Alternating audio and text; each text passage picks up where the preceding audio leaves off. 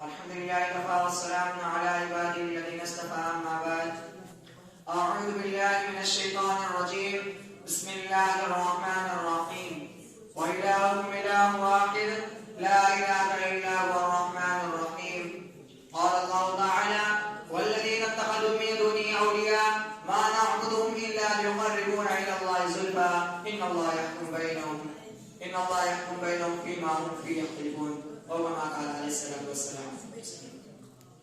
عزیزان ملت، گرامی قدر اسٹیج پر رونق افروز حضرات علماء کرام اور معزز مہمانان نظام، ابھی میں نے آپ حضرات کے سامنے دو قرآن مقدس کی 2 آیت کریمہ تلاوت کرنے کا شرف حاصل کیا ہے. میں چاہتا ہوں کہ انہی 2 آیتوں کو اپنا موضوع سخن بنا کر آپ حضرات کے سامنے کچھ باتیں کہوں. اس وقت میں نے آپ کے سامنے آپ کے روبرو جو آیت کریمہ تلاوت کرنے کا شرف حاصل کیا ہے وہ آیت کریمہ سورہ بقرہ اور سورہ زمر کی ہے، جن کا ترجمہ یہ ہے: اے لوگوں، تمہارا معبود ایک ہے، اس کے علاوہ کوئی معبود پر حق نہیں ہے، وہ رحمان اور رحیم ہے.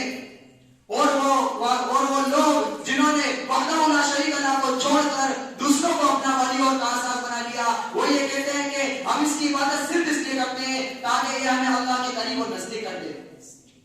اللہ تعالیٰ ان کے درمیان قیامت کے روز ان چیزوں کے بارے میں فیصلہ کرے گا جن میں یہ لوگ اختلاف کر رہے ہیں. حضرات گرامی، اسلام کی بنیاد 5 چیزوں پر ہے، جن میں سب سے زیادہ اہمیت کے حامل توحید ہے. اگر توحید میں ضعف پیدا ہو جائے، عقیدہ توحید متزلزل ہو جائے، اس میں آمیزش ہو جائے، اس میں ملاوٹ ہو جائے، تو یاد رکھیے کوئی بھی عمل عند اللہ قبول نہیں ہوگا. امام الانبیاء سید المرسلین رحمت للعالمین خاتم النبیین حضرت محمد مصطفیٰ صلی اللہ علیہ وسلم نے ارشاد فرمایا: جو شخص دین میں نئی باتیں ایجاد کرے گا، نہ اس کی نماز قبول ہوگی، نہ اس کا روزہ قبول ہوگا، نہ اس کا حج قبول ہوگا، نہ اس کی زکات قبول ہوگی، نہ اس کی نماز قبول ہوگی، نہ اس کی تہجد کی نماز قبول ہوگی، نہ سنت نوافل قبول ہوں گے، نہ مستحبات و مندوبات قبول ہوں گے، بلکہ وہ ایمان اور اسلام سے اس طرح نکل جائے گا جس طرح گندے آٹے سے بال نکل جاتا ہے. یعنی وہ بدعتی اسلام سے خارج ہو جائے گا اور اسے احساس بھی نہیں ہوگا. غرض ہے کہ عقیدہ توحید مضبوط نہیں ہے بلکہ اس میں ضعف ہے، کمزوری ہے، تو یاد رکھیے کوئی عمل ابتدا شرط قبولیت سے امکنار نہیں ہوگا.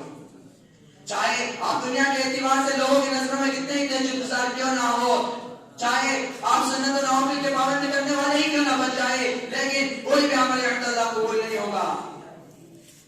بلکہ توحید کے بغیر ہمارے اعمال حق ہو جائیں گے، رائگاں ہو جائیں گے، آخرت میں کوئی اجر و ثواب نہیں ملے گا.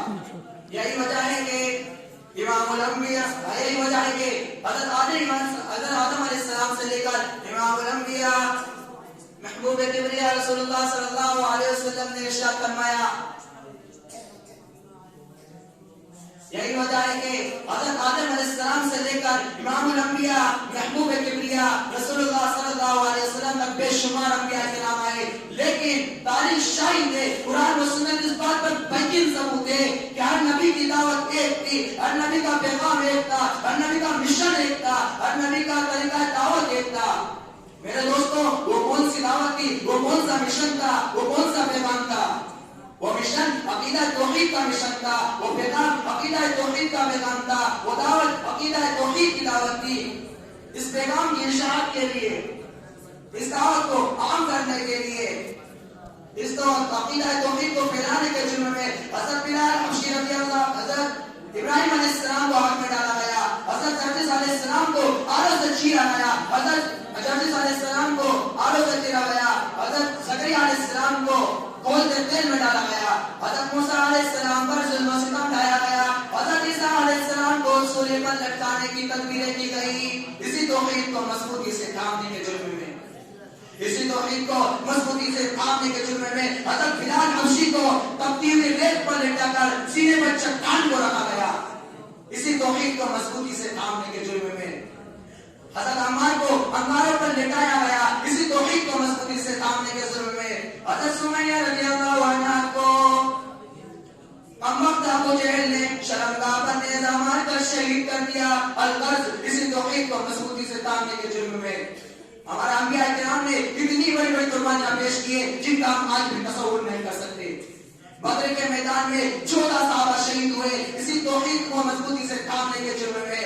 احد کے معرکہ میں 70 صحابہ شہید ہوئے اسی توحید کو مضبوطی سے تھامنے کے جرم میں. خندق کی وادی میں 4 صحابہ شہید ہوئے اسی توحید کو مضبوطی سے تھامنے کے جرم میں.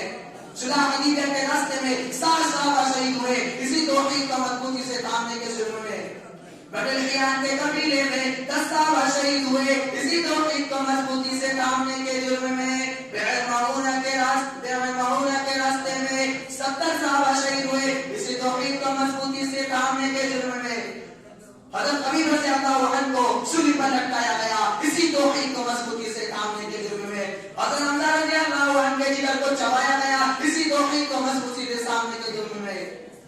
حضور اکرم صلی اللہ علیہ وسلم کے 23 سال دور نبوت میں حضور اکرم صلی اللہ علیہ وسلم کے 23 سال دور نبوت میں 252 صحابہ شہید ہوئے اسی توحید کو مضبوطی سے تھامنے کے جرم میں. اور خلافت راشدہ کے 50 سال دور میں 23,000 صحابہ نے جامع شہادت پہنچ کیا صرف اسی توحید کو مضبوطی سے تھامنے کے جرم میں.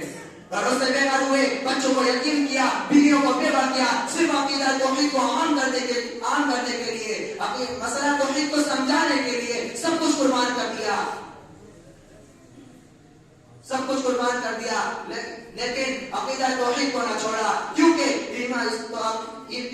توحید ایمان کی جڑیں، اسلام کی بنیاد ہے. اگر اس میں کسی کو اگر توحید میں کمی ہے تو ایمان ناقص، اور اگر اس میں کسی کو شریک کر دیا تو ایمان نامکمل. میں اپنی تقریر کو اس بات پر ایک شعر کے ختم کرتا ہوں. توحید تو یہ ہے کہ خدا حشر میں کہہ دے، توحید تو یہ ہے کہ خدا حشر میں کہہ دے، یہ بندہ دو عالم سے خفا میرے لیے.